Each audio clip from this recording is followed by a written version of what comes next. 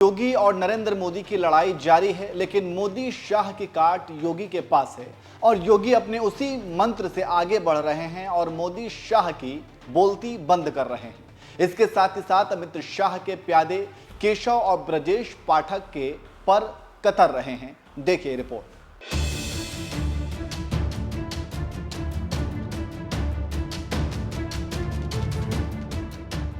अगर आज की तारीख में मोदी शाह को कोई चीज सबसे ज्यादा सताती है तो वो है अवधेश प्रसाद, और अगले 5 सालों तक मोदी के जख्मों पर विपक्ष अवधेश के बहाने मोदी को नीचा दिखाता रहेगा, ताने भी देता रहेगा कि मंदिर मंदिर करते रहें और देखो अयोध्या में हार गए।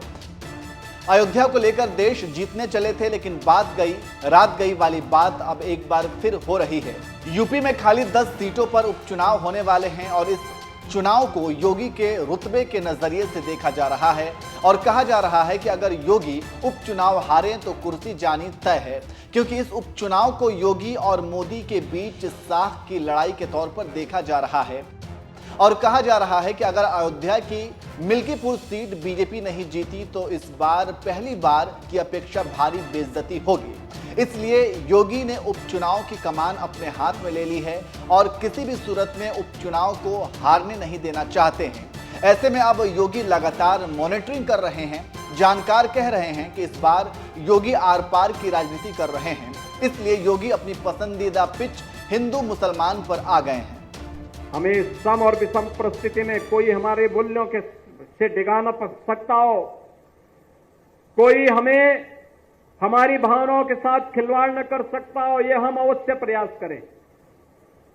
क्योंकि जो नकारात्मक ताकतें हैं, जिनके मन में आपके प्रति सद्भावना नहीं दिखावटीपन है, जो राम के अस्तित्व को नहीं मानते, जो कृष्ण के अस्तित्व को नहीं मानते, जिन लोगों के मन में भारतीयता के प्रति कोई सम्मान का भाव नहीं, जिन लोगों के मन में ये कोई भाव नहीं कि दुनिया के किसी कोने में कोई हिंदू प्रताड़ित हो रहा है तो उसके प्रति आवाज उठा सके, क्योंकि उसमें भी उन्हें लगता है कि अगर हम आवाज उठाएंगे तो कहीं यहां उनका वोट बैंक न खिसक जाए। वोट बैंक भी जिनको दुनिया के अंदर होने वाले किसी अत्याचार में वोट बैंक दिखाई देता हो, वो आपके हितैषी कैसे हो सकते हैं। याद रखना, जो बांग्लादेश में हो रहा है, जो चर्चाएं हो रही थी अभी, वहां 90% जो हिंदू बचा है वह दलित समुदाय से है। और मैं इसीलिए कहना चाहूंगा, ये जो सबके मुंह सिले हुए हैं, इसलिए सिले हुए हैं क्योंकि इनके मालूम है कि बांग्लादेश को हिंदू उनका वोटर नहीं होगा।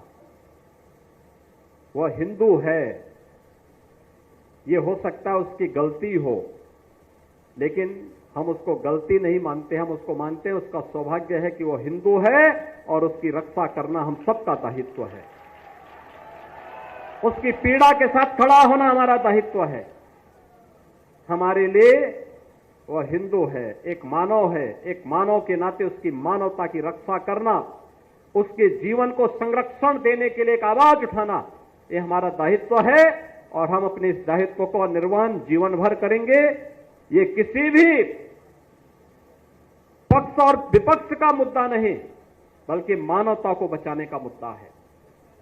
राक्षसी वृत्तियां जब भी धराधाम पर प्रबल होंगी, उनका मुकाबला करने के लिए हमें तैयार होना पड़ेगा। तो सुन लिया आपने क्या कह रहे हैं योगी, और इस हमले से मोदी पर सवाल उठा रहे हैं ताकि वोट को अधिक से अधिक बटोरा जा सके। कुछ जानकार कह रहे हैं कि योगी ने अयोध्या से युद्ध का ऐलान कर दिया है और योगी को हटाने वाले नरेंद्र मोदी और अमित शाह पीछे रह गए हैं।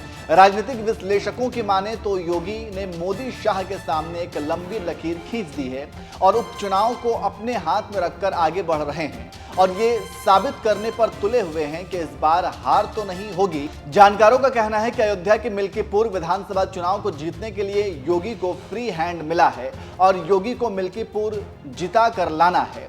इससे आप समझ सकते हैं कि कैसे हालात हैं। ऐसे में केंद्र सरकार विपक्ष के सामने घुटने टेक दिए हैं और लोकसभा में पेश बिल वक्फ बोर्ड को जेपीसी में भेजना पड़ा है।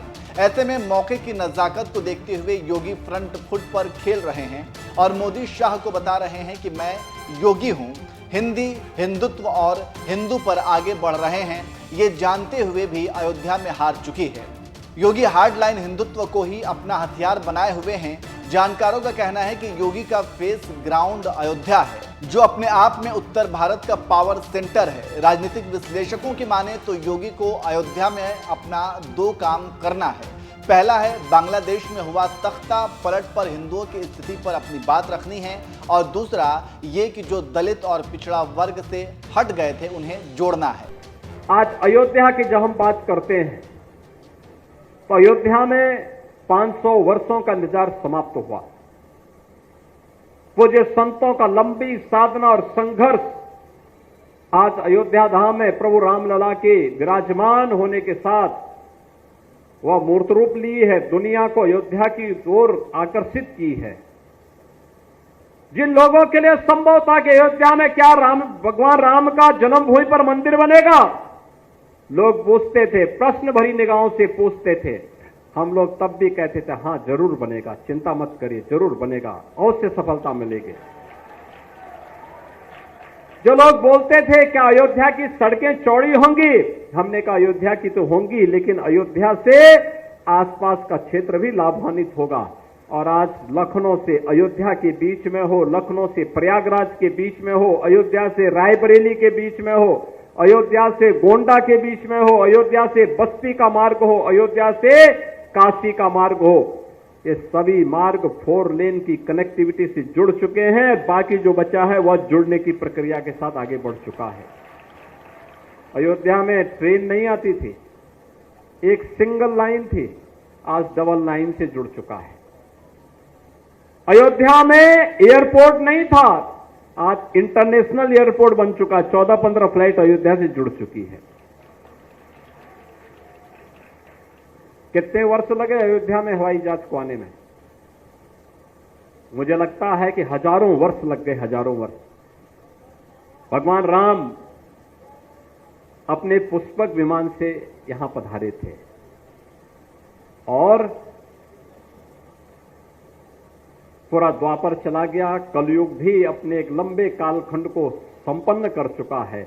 अब अयोध्या में इंटरनेशनल एयरपोर्ट बना है। और ठीक है, तकनीक उस समय की रही होगी कि भगवान राम जिस पुष्पक विमान से आए थे वो कहीं भी उतर जाता था, लेकिन आज के नए तकनीक में एयरपोर्ट के किसी भी एयरलाइंस के लिए रनवे चाहिए होता है, एयरपोर्ट चाहिए होता है, और उस रनवे के लिए एयरपोर्ट बनाना आवश्यक होता है। इंटरनेशनल एयरपोर्ट आपके अयोध्या धाम में बन चुका है। आज अयोध्या को आप देखेंगे, हर व्यक्ति जो अयोध्या 5 वर्ष पहले, 7 वर्ष पहले आया होगा, इस नई अयोध्या को पहचानने में उसको थोड़ा भूल जरूर हो जाएगी। लेकिन मैं आपसे एक बात जरूर कहूंगा, ये जो नई पहचान मिली है, ये जो नया सम्मान मिला है, सम्मान प्राप्त आसानी से नहीं होता है, सम्मान आसानी से नहीं मिलता है, और अगर मिलता है देव योग से मिलता है, गुरु कृपा से मिलता है, संतों के आशीर्वाद से मिलता है, तो उसको सजोए रखने के लिए भी उतनी ही परिश्रम और साधना की आवश्यकता पड़ती है, और उसको बचाए रखना यह अयोध्या वासियों का दायित्व ज्यादा है कि हम इस सम्मान को बरकरार रखते हुए अयोध्या की पहचान को देश और दुनिया के सामने इसी मजबूती के साथ स्थापित करने का कार्य करें। जो भी अयोध्या आए, अयोध्या के वैभव के साथ साथ यहाँ की धार्मिक परंपरा, रीति रिवाजों का विभूत होकर के जाए, और उसको अंगीकार करते हुए पूरी देश और पूरी दुनिया अयोध्या की तरफ फिर आकर्षित होकर के आए। तो आप समझ सकते हैं कि कैसे योगी अपने हथियार से आगे बढ़ रहे हैं। लेकिन विश्लेषकों का मानना है कि इस बार मिल्कीपुर में एक कांटा है, और वो है अखिलेश का पीडीए। पीडीए मतलब पिछड़ा, दलित और मुसलमान, जिसने मोदी को 2024 में कड़ा सबक दिया है। मिल्कीपुर में यादवों की संख्या 60,000, दलित वोटरों की संख्या 1,60,000, पासियों की संख्या 60,000, दूसरे दलितों की संख्या 50,000, मुसलमानों की संख्या 40,000। जानकार कह रहे हैं कि मुसलमान तो नहीं टूटेगा, लेकिन दलितों को तोड़ा जा सकता है। इसलिए योगी ने उपचुनाव से पहले हिंदू कार्ड खेल दिया है। जानकार कह रहे हैं कि कार्ड कितना काम करेगा ये तो रिजल्ट के बाद ही पता चलेगा। इसलिए अयोध्या पहुंचे योगी आदित्यनाथ ने अपने भाषण में से साबित करने की कोशिश की है कि बीजेपी ही हिंदुओं को बचा सकती है और कोई नहीं बचा सकता है। ऐसे में हिंदुओं का भविष्य बीजेपी और योगी के साथ है। ऐसे में मिल्कीपुर को आप जिताएं और बीजेपी को मजबूत करें। जाति नहीं, मत नहीं, मजहब नहीं, क्षेत्र नहीं, भाषा नहीं, हमारा संकल्प तो एक ही होना चाहिए कि जीवन पुष्प चढ़ा चरणों पर, मांगे मातृभूमि से या वर, तेरा वैभव अमर रहे मां, हम दिन चार रहे न रहे। यही तो है हम सबके जीवन का संकल्प। राष्ट्र प्रथम का भाव, मेरा व्यक्तिगत हित राष्ट्र के हित से महत्वपूर्ण नहीं हो सकता। मेरी जाति का व्यक्तिगत हित मेरे राष्ट्र से बढ़कर के नहीं हो सकता है। मेरे मत और मेरे मजहब का हित मेरे राष्ट्र से बढ़कर के नहीं हो सकता है। देश की एकता और अखंडता के लिए अपना सब कुछ न्यौछावर करने का एक संकल्प और उसके लिए समर्पण का यह भाव व्यक्तिगत कर्तव्यों से लेकर के नागरिक कर्तव्यों तक आगे बढ़ता हुआ, सैनिकों के सम्मान से लेकर के एकता और अखंडता के लिए कार्य करना, समतामूलक समाज की स्थापना के लिए कार्य करना, वोकल फॉर लोकल के लिए कार्य करते हुए आत्मनिर्भरता के लक्ष्य को प्राप्त करना, समाज में सबके प्रति समभाव रखते हुए राष्ट्रीय अखंडता को बरकरार रखने के लिए प्राणपण से जुड़ करके कार्य करना। अगर हम सब मिलकर के इन सभी संकल्पों के साथ आगे बढ़ते हैं और गुलामी के अंशों को समाप्त करने के साथ आगे बढ़ते हैं, दुनिया की कोई ताकत भारत को दुनिया की सबसे बड़ी ताकत बनाने से रोक नहीं सकती है।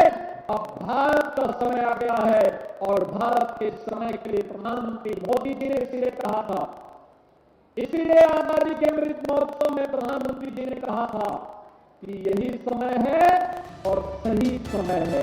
तो आप समझ सकते हैं कि कैसे अयोध्या में योगी जाल बिछा रहे हैं और कैसे जीतने की कोशिश कर रहे हैं। अब देखना होगा कि उपचुनाव का रिजल्ट क्या आता है, लेकिन चुनाव से पहले युद्ध जैसे राजनीतिक हालात हैं। देखते हैं कौन बाजी मारता है, अखिलेश या योगी।